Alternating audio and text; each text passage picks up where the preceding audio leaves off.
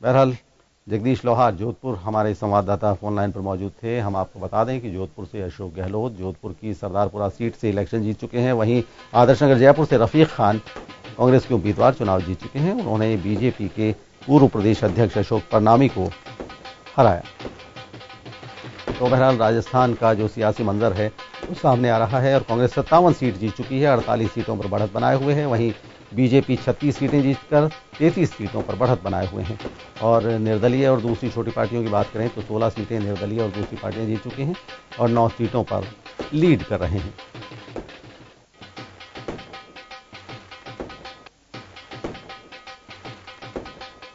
वहीं हम राजस्थान के अलावा दूसरे 4 और स्टेट्स की बात करें तो मध्य प्रदेश में कांग्रेस 115 सीट पर लीड कर रही है, बीजेपी 105 पर है। वहीं बीएसपी भी वहां 5 सीटों पर लीड कर रही है और निर्दलीय और दूसरी छोटी पार्टियां के कैंडिडेट भी 5 सीटों पर लीड कर रहे हैं। वहां तकरीबन मुकाबला बराबर सा हो रहा है। बहरहाल एक खबर आ रही है बीकानेर ईस्ट से, बीकानेर पूरब से बीजेपी की सिद्धि कुमारी जो राज परिवार से ताल्लुक रखती है वो चुनाव जीत चुकी हैं और बीजेपी की सिद्धि कुमारी तीसरी मर्तबा बीकानेर पूरब से चुनाव जीती हैं। पिछले 10 सालों से लगातार वो बीकानेर पूरब को रिप्रेजेंट करती आ रही हैं, वहां की नुमाइंदगी करती आ रही हैं। सिद्धि कुमारी तीसरी मर्तबा एमएलए बनी हैं। कांग्रेस के कन्हैया लाल झंवर जो हाल ही में कांग्रेस में शामिल हुए थे, नोखा में नोखा विकास मंच नाम का उनका एक संगठन है और उससे वो अपनी सियासी एक्टिविटी चलाते हैं। वो कांग्रेस में विकास मंच को मर्ज किया था और उसके बाद कांग्रेस ने कन्हैया लाल झंवर को बीकानेर पूरब से टिकट दिया था और सिद्धि कुमारी के सामने उन्होंने कांग्रेस के टिकट पर चुनाव लड़ा था, लेकिन अल्टीमेटली सिद्धि कुमारी तीसरी मर्तबा अपनी सीट को बचाने में कामयाब हुई। और वहीं हनुमानगढ़ से कांग्रेस के विनोद कुमार चुनाव जीत चुके हैं। जायल से कांग्रेस की मंजू देवी भी चुनाव जीत चुकी हैं। मालपुरा से बीजेपी के कन्हैया लाल ने चुनाव जीत लिया है। वहीं लाडनू की बात करें तो कांग्रेस के मुकेश भाकर चुनाव जीते हैं। सुमेरपुर से बीजेपी के जोराराम कुमावत इलेक्शन में विजयी रहे हैं।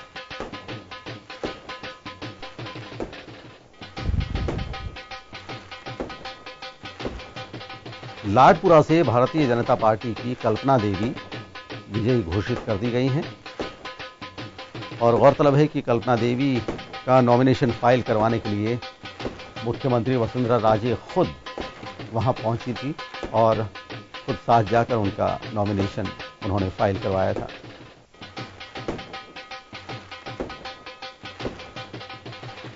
हनुमानगढ़ में भी कांग्रेस को कामयाबी मिली है और हनुमानगढ़ से कांग्रेस पार्टी के विनोद कुमार विजयी हुए हैं। वहीं लाडनू से कांग्रेस के मुकेश भाकर चुनाव जीत चुके हैं। जोराराम कुमावत बीजेपी के उम्मीदवार सुमेरपुर से चुनाव जीते हैं।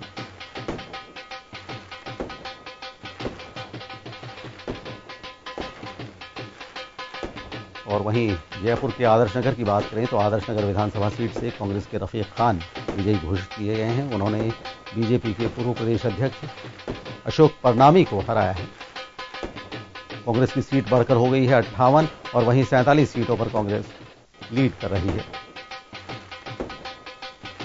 और वहीं बात करें भारतीय जनता पार्टी की तो 38 सीटों पर बीजेपी ने जीत हासिल की है और 31 सीटों पर बढ़त बनाए हुए हैं। और झालावाड़ से हमारे संवाददाता अनीस आलम फोन लाइन पर मौजूद हैं। हम बात करते हैं अनीस, झालावाड़ की झालरा पाटन सीट जिस पर सबकी निगाहें लगी हुई थी क्योंकि निवर्तमान मुख्यमंत्री वसुंधरा राजे की वो सीट है और हमेशा वो वहीं से इलेक्शन कंटेस्ट करती है, वहीं से चुनाव लड़ती है और एक मरतबा फिर वहां की आवाम ने वसुंधरा राजे में अपना यकीन दिखाया है और मानवेंद्र सिंह जो हाल ही में कांग्रेस में शामिल हुए थे उन्हें नकार दिया है। क्या कहना है राजे के चुनाव जीतने के बाद वहां की आवाम का?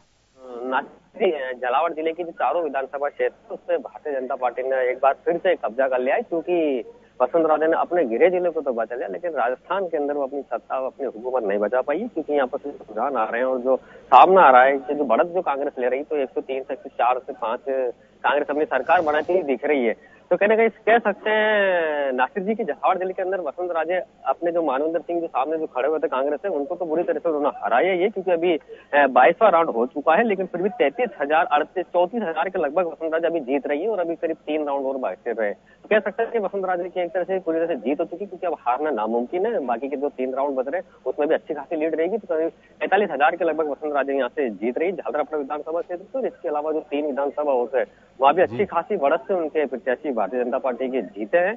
लेकिन दुर्भाग्य झालावाड़ जिले के लिए तो नासिर जी की झालावाड़ जिले से 4 सीटें जीत चुकी है, लेकिन सरकार कांग्रेस बनाने जा रही है। अगर हम आवाम की बात करें तो आवाम का और जो भारतीय जनता पार्टी का जो शुरू से ही एक ही था कि झालावाड़ जिले के अंदर हम विकास को लेकर जनता के बीच में जा रहे हैं, तो विकास को लेकर हमें जनता हमें वोट देगी। तो कहीं ना कहीं वो विकास को लेकर जनता ने उनको वोट भी दिया, मतदाताओं ने वोट भी दिया, पूरा उनको सर आंखों पर रखा, क्योंकि वसुंधरा जी उनको अपने परिवार की तरह मानती थी झालावाड़ जिले को। तो झालावाड़ की जनता ने उनको पूरा सम्मान भी दिया है। लेकिन वो बात अलग है कि राजस्थान के अंदर वो अपने सम्मान को नहीं बचा पाई और अपनी संस्कार को दबा बैठी। जी नासिर जी, बहुत बहुत शुक्रिया अनीस। तमाम जानकारी के लिए हमारे झालावाड़ संवाददाता अनीस आलम ऑनलाइन पर मौजूद थे। हम आपको बता दें कि भारतीय जनता पार्टी चाहे हुकूमत बनाने में कामयाब ना हो पाई हो, लेकिन निवर्तमान मुख्यमंत्री वसुंधरा राजे अपने घर को बचाने में कामयाब रही। उन्होंने अपनी खुद की सीट को तो बचाया ही और एक बहुत बड़े मार्जिन से वो जीत हासिल करने जा रही है। हालांकि उनके सामने बीजेपी से इस्तीफा देकर कांग्रेस में शामिल हुए मानवेंद्र सिंह से उनका मुकाबला था। मानवेंद्र सिंह वही हैं जो एक ज़माने में बीजेपी के कद्दावर नेता रहे और वाजपेयी गवर्नमेंट में विदेश मंत्री रहे। जसवंत सिंह के बेटे हैं मानवेंद्र सिंह, और बीजेपी से जब उनकी तलखियां बढ़ी तो उन्होंने कांग्रेस का दामन थामा और कांग्रेस ने वसुंधरा राजे के सामने उन्हें झालरापाटन से टिकट दिया। और लेकिन अल्टीमेटली मुख्यमंत्री वसुंधरा राजे अपनी सीट भी बचाने में कामयाब हुई और 3 और जो सीटें झालावाड़ की हैं उन्हें भी बचाने में कामयाब हुई। और भगवान प्रजापत जो हमारे उदयपुर संवाददाता हैं फोन लाइन पर मौजूद हैं, हम बात करते हैं। भगवान, अब तकरीबन सारी तस्वीर साफ हो चुकी है, पूरा मंजर साफ हो चुका है, क्लियर नजर आ रहा है। उदयपुर में क्या पोजीशन है, उदयपुर का सियासी मंजर क्या बोल रहा है?